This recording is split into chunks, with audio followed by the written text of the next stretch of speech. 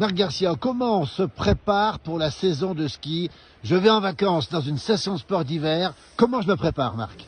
Bah déjà, maintenant il y a beaucoup de salles de sport autour de chez soi. Faites des activités sportives, marchez.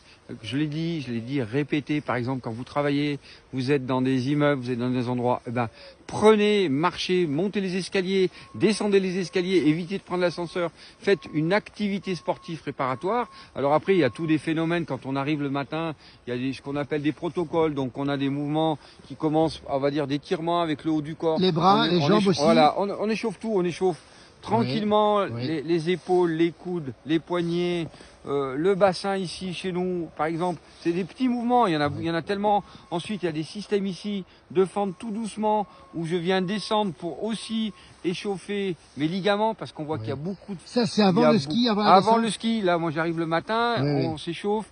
On prend le temps, on prend 5-10 minutes, 10 minutes. C'est important, on s'échauffe avec des fentes latérales. On cherche pas, si on est souple, on va plus loin. Pareil sur des phénomènes de fente avant, tout doucement. On va chauffer nos articulations. Il y a beaucoup d'accidents de genoux. Beaucoup d'accidents de genoux maintenant. Donc ça va avant la descente. La première descente, on l'a fait tout doux, c'est ce que vous dites, Marc Garcia. Ouais. Alors, surtout, par exemple, tu pars le matin, tu arrives ici, tu t'as fait de ton échauffement.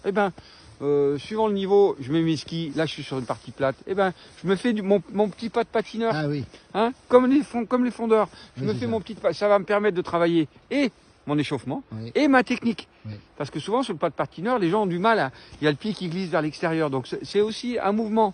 Ensuite, quand on part, on y va tranquille, on y va, comme on dit chez nous, on sort la neige, on fait des petits virages, on contrôle sa vitesse. Et surtout, le choix des pistes, parce que si vous avez le niveau, restez sur un niveau, sur une piste verte, travaillez votre technique, et quand votre technique sera bien, passez à ce moment-là sur la bleue et la rouge. Souvent, on a des gens qui vont trop vite en haut. Ils vont trop vite. Ça, c'est le premier jour. Quelques jours avant, on est en ville, on part en fin de semaine. Là aussi, on se prépare physiquement. Il faut arriver au ski en bonne forme, c'est important. Mais je dirais même, si on peut le faire un mois avant, 3 semaines avant, ce sera que mieux. Ce sera mieux pour son quotidien. Ce sera aussi préparatoire pour le programme avec la famille, les enfants, le mari, la femme, d'aller sur les stations, de skier, de se préparer. Parce qu'en fait, il y a le risque de se faire mal aujourd'hui sur un faux mouvement, mais quand on chute aussi. Donc vu que les pistes sont aseptisées, c'est très très important. Et l'entrée sur les télésièges, par exemple, on voit un télésiège là-bas. Télésiège là-bas, et les télésièges, souvent, quand on arrive en haut, les gens, ils font un petit chasse-neige. Et c'est souvent là que les gens se croisent les talons. Absolument. Et souvent, les gens s'assoient, on n'est pas échauffé, pim, le genou, il pète. Le genou, il pète. Très important l'échauffement. Il paraît qu'il y a des gens qui vont rouler la nuit et qui vont skier le matin. Est-ce que ça arrive, Marc Garcia? Et ça, c'est pas du tout conseillé. Non, pas du tout conseillé. Surtout qu'on a roulé, on est fatigué. Là, il y a souvent, ça peut être souvent source de blessures. Déjà dès le premier jour. Donc c'est complètement stupide. Prendre le temps de bien boire. Alors en montagne, important, il faut beaucoup boire. On est dans du froid, on est dans l'humidité, mais il faut énormément s'hydrater.